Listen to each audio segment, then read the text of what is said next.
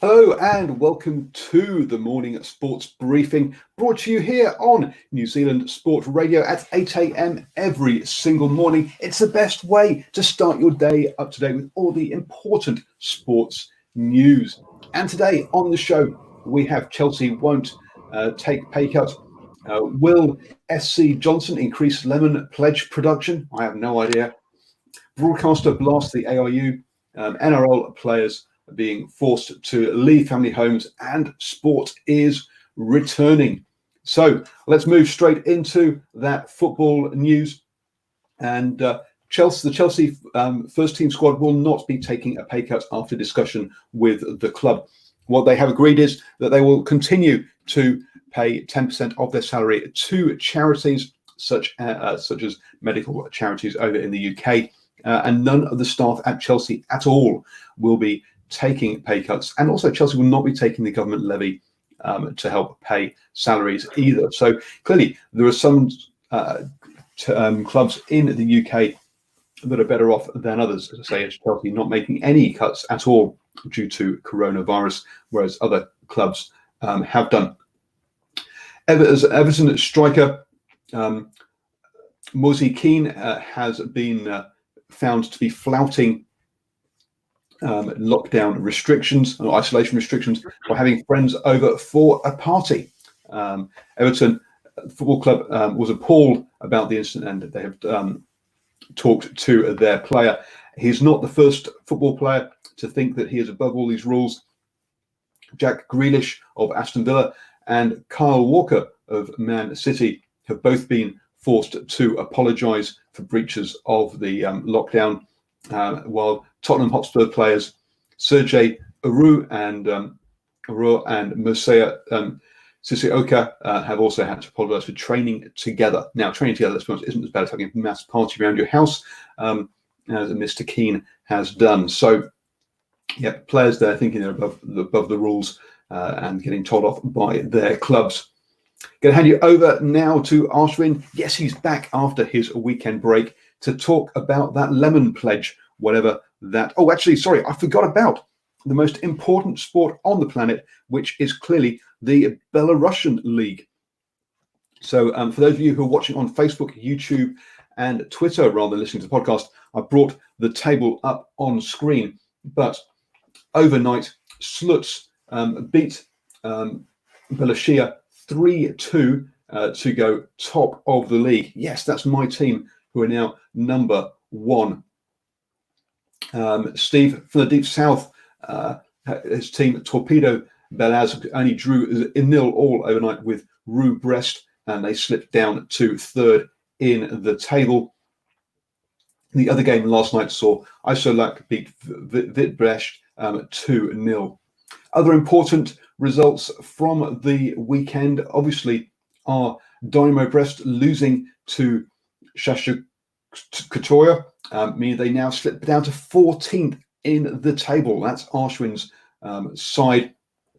And Gaudier also lost to BATE 0-2 and now sits sixth in sort of just upper mid-table, which, let's be honest, it still is much better than when Stephen from the Far North started supporting them when they were in last place. So still up there. Clearly, what that says is if you want your team to do well, get me to support them, not Ashwin, as we've seen that team plummet since he joined them.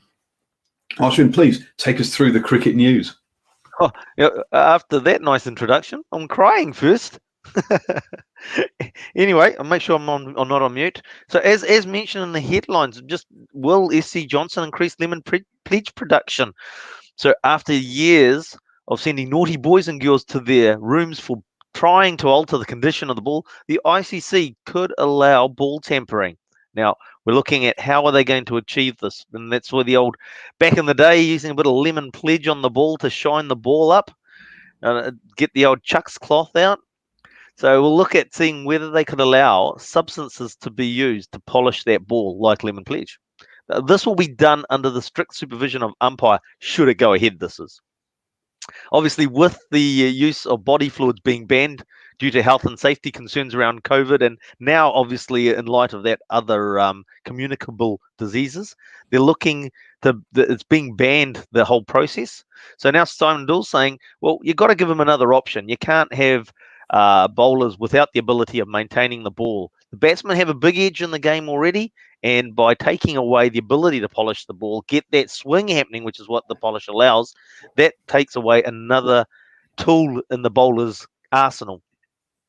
So anyway, further discussions we'll have on this issue with Tarun and Rohit on swinging from the hip on Thursdays at 8 p.m. on right here on New Zealand Sport Radio. So join us there, and we'll discuss what are the implications of not allowing players to maintain the ball, or what other options are there to being able to do it. Also, as discussed on Swinging from the Hip last Thursday's show, as the BCCI struggle to find a window for the 2020 edition of the IPL, first and second time players are struggling with the will they, won't they discussion around the resumption of play. Beginner salaries mean a lot to these players, as many of them use the money to help families survive day to day. Far away from the millions that the stars make, this is an opportunity for them to support the families with basics of day-to-day living. Players like Tushar Pesandi wait eagerly for daily developments on whether he will even play this year. And finally, we've got Sana Mir, who is the former captain of the Pakistan women's team, is called time on her career. She led Pakistan 72 times in 122 ODI appearances, where she was 5th on the all-time wicket takers list in women's ODI teams. She took 151 wickets in ODIs, and she took 89 wickets in T20 matches over 106. So in T20 matches over 106 games. And Paul, that's our cricket news for today. Thank you very much, Oswin, for that update on the cricket. And yes, it's going to be interesting to see how the I was going to say the ICC, but it's not anymore, is it? Deal with deal with this the way that you can manage the ball, work the ball rather than necessarily tamper the ball in the future. Handing you over now to Steve from the Far North, who's going to bring us up to date with the birthday news. And you can tell he's from the Far North because he's got his good old Northland jersey hanging in the background. Thank you, Paul, and good morning to everybody. What is a beautiful morning here in Auckland. So a great start for our 3 birthday recipients this morning. A black cap who scored a ton on debut, a former Canterbury number 8 now in charge at the Waratahs, and finally a player that went from the Junior Warriors to the New Zealand Sevens, and that's where we're starting. Dylan Collier is a New Zealand Rugby Union and a former Rugby League player.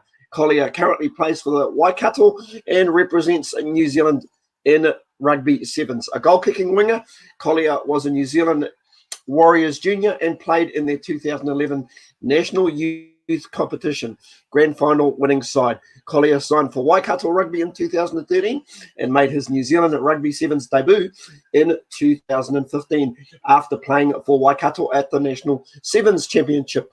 He joined the Southland Stags for the 2016 Mitre 10 Cup, but has since returned to Waikato. Dylan DJ Collier, born this day, the 27th of April, 1991 in New Zealand. Dylan is 29 today. Staying with the oval ball, Rob Penny is a former New Zealand Rugby Union player, playing at number 8 for Canterbury throughout his career. Penny moved into coaching with stints at the Crusaders as an assistant, along with head coaching roles at Canterbury, New Zealand Under-20, Munster and Shining Arcs in Japan. He is the current head coach of the Waratahs in Super Rugby. Rob Penny, born this day, the 27th of April, 1964 in New Zealand. Rob is 56 today. And finally, a cricketer, Hamish Rutherford, is a New Zealand cricketer who plays first-class cricket for Otago and represents New Zealand in international cricket. A left-handed batsman, occasional left-arm spin bowler and 2020 specialist. Rutherford is the son of former New Zealand Test captain Ken Rutherford and the nephew of Ian Rutherford. Rutherford played 16 tests, scoring 755 runs and an average of 26.96, with his one and only century being 171, which he got on debut against England in March 2013. Hamish Duncan Rutherford, born this day, the 27th of April, 1989 in Dunedin. Hamish's 31 today. And that's really interesting that he actually, on debut, got 171, but really just couldn't carry on from there. Absolutely. Back to you, Paul. Absolutely, yeah. He didn't manage to go all the way, but congratulations to them on their birthdays. Moving on to rugby news, we have got again trouble in Australia as the 10 TV, broadcaster 10 vented its fury that it hadn't been talked to, or Anderson hadn't been talked to, who was the outgoing CEO or outgoing chairman, CEO, was complained that he hadn't been talked to about the situation with Castle. Now, the interim chairman, Paul McLean, had talked to his successor about it, but still, 10 has vented its fury, saying that it had been involved with a backer of rugby for nearly a decade and hadn't actually been consulted on this, and thought it was disgraceful the way things have been going. In other news, Optus has said that it could be 12 months before they're ready to come back to the negotiating table. The Singapore-based company has said that. Now, Rugby Australia says they have no knowledge of that, having agreed a 6-month delay to the talks, but obviously said it would be concerning if Optus weren't able to return it to the table this year. This obviously follows the fact that there's been a bit of fallout with Foxtel, who are in the final 8 months of their 5-year deal with Rugby Australia, and Rugby Australia refused to take the Foxtel deal back in October, or even come up with a counteroffer, instead deciding to take it to the open market and to have to allow sites to bid for the rights. So all a bit of a mess over in Australia with the TV rights there. Obviously, the timing of COVID-19 really has not helped them at all with all of that. It does look like the interim chairman will be meeting with Nick Farr-Jones today, so it'll be interesting to see what comes out of that. As we said yesterday, so far all the captains have said is that they want a board to review how to take things forward in a better way, rather than having any actual answers. But Nick Farr-Jones has gone quiet and refused any press interviews since Raylan Castle stood down.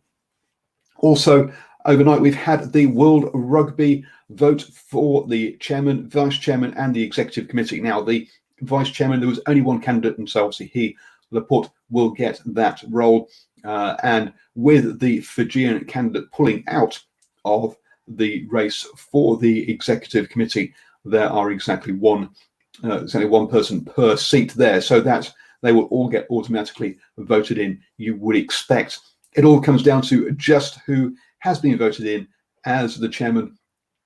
Is it going to be Bill Beaumont returning, or will the vice chairman or vice president, I can't remember what the actual term is now, Augustin Pichot, step up to the big role? It was all very tight, lots of news coming from different parts of the world saying that the Japan 2 votes or the Oceania votes were going to be key in this. So that's all happened, but now World Rugby will take a good time for I think it's PricewaterhouseCoopers in Switzerland to go through and make sure that the votes are all legit before announcing on the 11th of May. That's right, it's going to take 2 weeks for them to decide how the 51 votes have fallen and who is going to be in charge going forwards. That is your rugby news.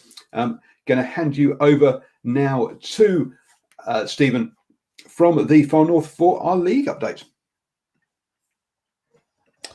Thanks again, Paul. In league news, NRL players, their homes and fellow occupants of their homes will have to be screened by club doctors as part of new NRL biosecurity measures. Players of all clubs will also have to complete an online course on COVID-19 so that they are aware of the risks and signs of the virus.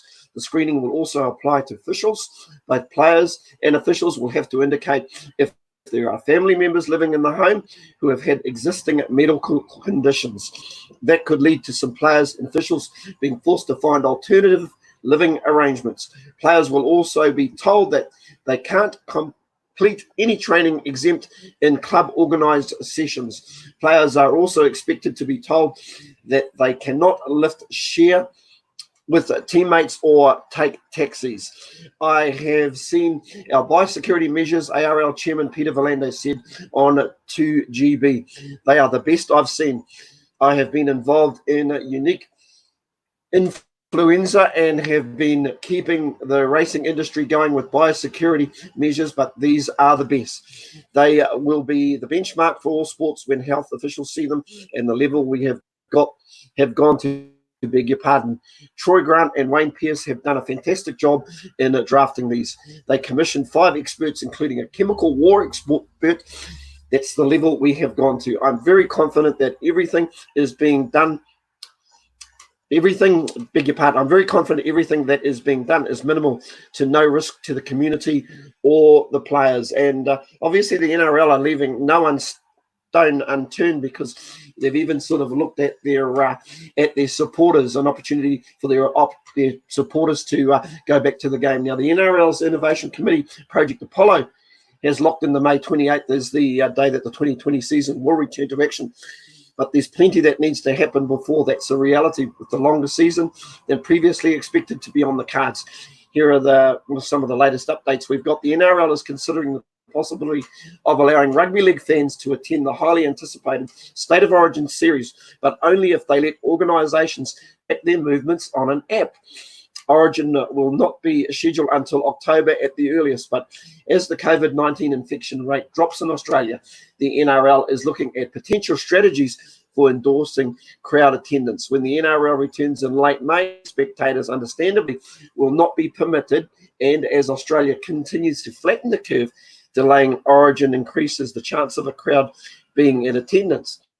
We put people on an app, and if you're a really hardcore supporter and you can stay at home for 14 days and isolate yourself, and we can track you on the app, you can go to the game, Valandes told Triple M on Saturday. So they are pulling out all the stops in the NRL, and we've pulled out all the stops today. We'll be back tomorrow with more league news. Thank you very much, Stephen, for that update. And as Quentin asks in the chat, what do we think about the way forward for Super Rugby and the Rugby Championship? Well, check out #Rugby Chat on Tuesday evening at 8 p.m. for that, where our rugby discussion show will talk about those topics. Over in the USA now, in the NBA, they are being allowed now to return back to practice if the state they are living in does not have a stay-at-home order. Now, that looks like places like Oklahoma, Georgia, and certain parts of Florida are talking about coming out of stay-at-home orders, even though medical practitioners are saying it's too early to do so.